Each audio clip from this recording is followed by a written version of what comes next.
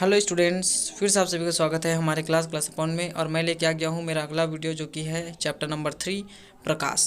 तो यहाँ पे हम प्रकाश के अपवर्तन, परावर्तन, प्रकाश की चाल, इन सब के बारे में अध्ययन करेंगे। ये वीडियो स्पेशली कक्षा 8वीं वाले स्टूडेंट के जवाहर नवोदय विद्यालय की तैयारी के लिए बनाया गया है। तो हमारा पहला पॉइंट यहाँ पे है, देखिए प्रकाश की चाल क्या होती है। क्योंकि लाइट के बारे में यानी कि प्रकाश के बारे में पढ़ रहे हैं तो उसका चाल पता रहना जरूरी है। तो 3 गुना 10 की घात में 8 मीटर पर सेकंड स्क्वायर होता है। यानी कि सूर्य से निकलने वाली जो प्रकाश की किरणें हैं वो इतने समय में 8 मिनट में इस स्पीड से पृथ्वी तक पहुंचती है। ठीक है, तो प्रकाश ऊर्जा का वह रूप है जिसकी सहायता से हमें वस्तुएं दिखाई देती हैं। जब प्रकाश किसी वस्तु पर आपतित होती है तो वह परावर्तित होकर हमारे आँखों पे पहुंचता है, जिसके फलस्वरूप वस्तु हमें दिखाई देता है। अब देखिए यहाँ पे इससे संबंधित महत्वपूर्ण पद जैसे कि आपतित किरण, परावर्तित किरण और आपतन बिंदु। तो चित्र में से समझाऊंगा आपको किस तरीके से अभिलंब, आपतन कोण, परावर्तन कोण। ठीक है, तो प्रकाश का परावर्तन में देखिए यहाँ पे जब प्रकाश किसी चिकनी या पॉलिशदार सतह से टकराकर उसी माध्यम में लौटती है तो ये घटना जो है परावर्तन कहलाता है। तो यहाँ पे देखिए ए से बी पर एक आपतित किरण आपतित हो रही है और बी से सी पर परावर्तित हो रही है। तो यहाँ पे जो कोण बनता है वो आपतन कोण। ठीक है, और इधर जो कोण बनता है परावर्तन कोण। लेकिन उसके बीचों बीच हम एक 90 अंश का कोण बनाते हैं, अभिलंब बोलते हैं जिसको। ठीक है, ये है आपका अभिलंब और ये आपतन बिंदु होता है जिस बिंदु पर प्रकाश पड़ता है और परावर्तित हो जाता है, यानी कि आपतित होकर परावर्तित हो जाता है। ठीक है, फिर इसके बाद है चांदी। प्रकाश के परावर्तन का सबसे अच्छा उदाहरण है। परावर्तन के नियम सभी प्रकार के परावर्तक पृष्ठ पर लागू होते हैं, इसलिए यह नियम बनाया गया है। फिर है दर्पण। दर्पण कांच ही होता है जिसकी एक सतह पर पॉलिश होती है। ठीक है, एक तरफ पर चांदी की पॉलिश, उसके बाद पेंट लगा दिया जाता है और वही दर्पण होता है। ठीक है, दर्पण दो प्रकार के होते हैं, समतल दर्पण और गोलीय दर्पण। ऐसा दर्पण जिनका परावर्तक पृष्ठ समतल होता है समतल दर्पण कहलाता है। गोलीय दर्पण यदि किसी कांच के खोखले गोले को काटकर उसके एक पृष्ठ पर चांदी की पॉलिश या कलाई कर दी जाए तो प्राप्त दर्पण गोलीय दर्पण कहलाता है। तो ये दो प्रकार के दर्पण होते हैं, उत्तल दर्पण और अवतल दर्पण। उत्तल दर्पण उभरा हुआ गोलीय दर्पण होता है और उत्तल दर्पण उभरा हुआ और अवतल धंसा हुआ होता है, एक दूसरे का उल्टा। फिर है प्रकाश का अपवर्तन। जब प्रकाश की किरणें एक पारदर्शी माध्यम से दूसरे पारदर्शी माध्यम में जाती है तो प्रकाश की किरणों की दिशा परिवर्तन तथा मुड़ने की जो प्रक्रिया है उसको ही प्रकाश का अपवर्तन कहते हैं। ठीक है, इसके बाद है लेंस। लेंस एक ऐसा पारदर्शी माध्यम है जो दो गोलीय पृष्ठों या एक गोलीय या एक समतल पृष्ठ से घिरा रहता है। इसके बाद देखिए लेंस दो प्रकार के होते हैं, उत्तल लेंस और अवतल लेंस। ठीक है, तो जो मैंने उत्तल दर्पण अवतल दर्पण बताया था ना, बिल्कुल वही है। तो उत्तल लेंस में देखिए लेंस के बीच में से मोटे और किनारे पतले होते हैं। उत्तल लेंस के फोकस, लेंस के केंद्र बिंदु और प्रकाशीय केंद्र ये सब उसमें पाया जाता है। अवतल लेंस में बीच पतला और किनारे मोटा होता है। ठीक है, इसमें दो गोले के भाग होते हैं, लेंस के दो गोले भाग और दो फोकस बिंदु होता है। फिर है प्रकाश का वर्ण विक्षेपण। जब श्वेत प्रकाश की किरण किसी पारदर्शी प्रिज्म से होकर गुजरती है तो वह अपने मार्ग में विचलित होकर विभिन्न रंगों के समूह में विभक्त होती जाती है। तो इस परिघटना को हम प्रकाश का वर्ण विक्षेपण कहते हैं। ठीक है, फिर देखिए प्रकाश के टोटल 7 रंग होते हैं जिसको बैजानी, हैप्पी, नाला ऐसे करके जानते हैं। बैगनी, जामुनी, नीला, हरा, पीला, नारंगी, लाल। तो लाल, हरा और नीला प्राथमिक रंग है।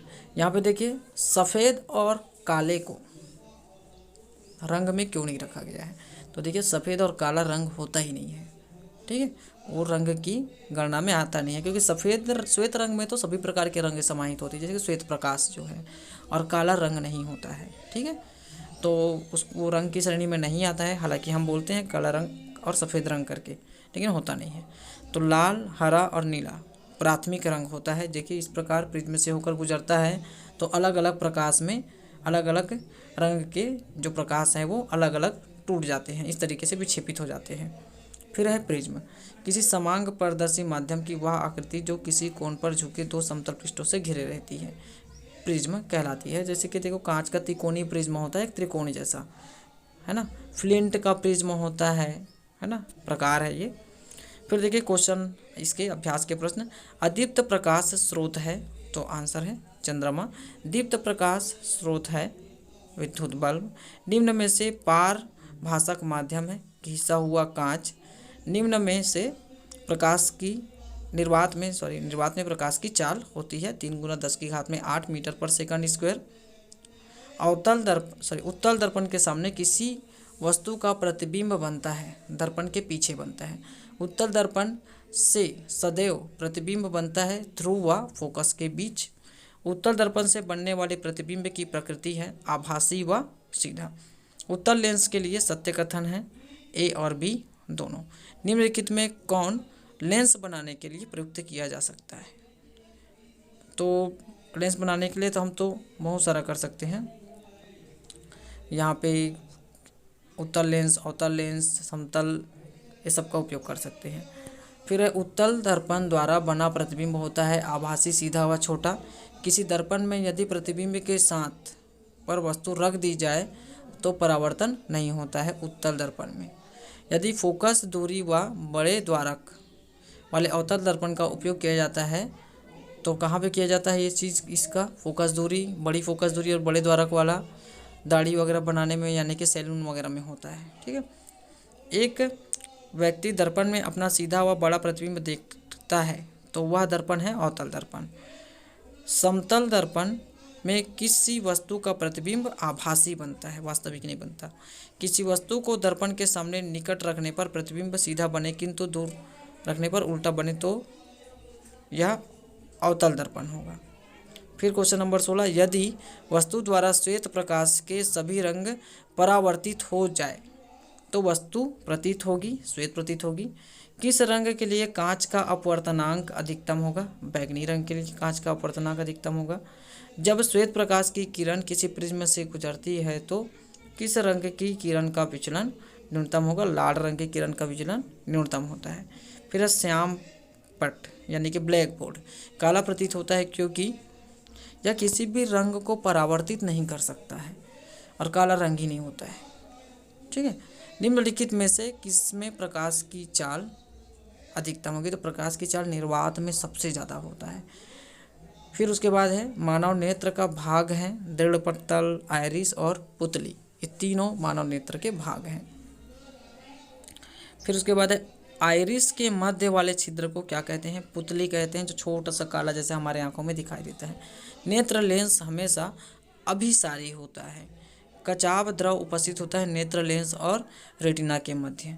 जिस बिंदु से दूरी नाड़ियाँ मस्तिष्क को जाती है, दृष्टि नाड़ियाँ मस्तिष्क को जाती है, उस बिंदु को अंध बिंदु कहते हैं। मानव नेत्र द्वारा किस वस्तु का प्रतिबिंब बनता है? किस पर प्रतिबिंब बनता है? रेटिना पर। फिर है मानव नेत्र में रेटिना पर बनने वाला जो प्रतिबिंब है उल्टा, परंतु उल्टा होता है लेकिन हमें वो सीधा दिखाई देता है। ठीक है। फिर किसी दृष्टि दोष से पीड़ित व्यक्ति के लिए चश्मे में प्रयुक्त किया जाता है अवतल लेंस का प्रयुक्त किया जाता है अधिकतर। निकट दृष्टि दोष के लिए अवतल का प्रयोग किया जाता है। फिर है दूर दृष्टि दोष के लिए दोष की स्थिति में प्रतिबिंब बनता है, रेटिना के पीछे बनता है। अबिंदुकता दोष को दूर करने के लिए किस लेंस का उपयोग किया जाता है? बेलनाकार लेंस का उपयोग किया जाता है। तो इस तरीके से टोटल 30 ऑब्जेक्टिव क्वेश्चन यहाँ पे हमारे कंप्लीट होते हैं। आई होप वीडियो आपको अच्छा लगा होगा। कोई भी कमी रहा होगा तो आप हमें कमेंट्स कर सकते हो। नेक्स्ट वीडियो में हम उसे सुधार देंगे और कोशिश कर रहे हैं हम कि जितना जल्दी हो सके ये चैप्टर्स कंप्लीट हो जाए और एग्ज़ाम से पहले तक टोटल इसके 15-16 चैप्टर्स के वीडियो हम अपलोड कर दें। तो हमें सपोर्ट कीजिए, वीडियो को लाइक कीजिए, शेयर कीजिए, अपने दोस्तों को भी भेजिए अगर ये आपके लिए हेल्पफुल है तो। और बेस्ट ऑफ लक आपके नवोदय एग्ज़ाम के लिए। मैं मिलता हूँ नेक्स्ट टॉपिक में नेक्स्ट वीडियो के साथ। तब तक के लिए धन्यवाद।